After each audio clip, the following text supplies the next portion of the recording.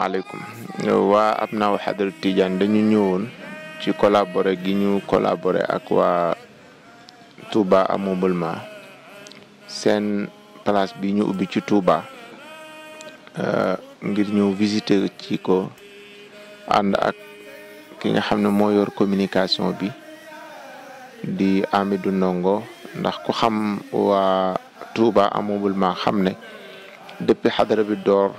tàmbalee ko ca terrain Magadan ba muy ñëw ci stade bi dafay collaborer ak ñoom mu nekk sunu partenaire ci côté yëpp loolu nag mooy sabab ku gis sama vidéo bi rek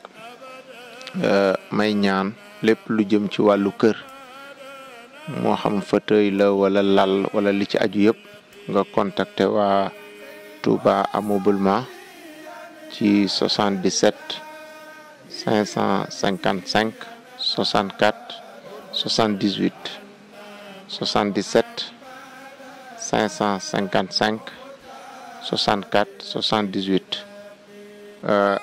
ñu ngi ñaan képp kuy soppe wala ngay am di jàmm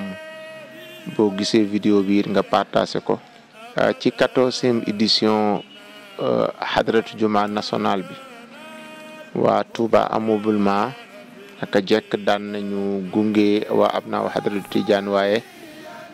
ren dañu bëgg ànd ak ñoom ci côté yëpp ci événement bi avant ak pendant ak après incha allah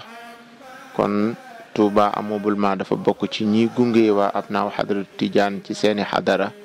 ñuy ñaan ko gis vidéo bi nga partagé ko waaye it képp koo xam ne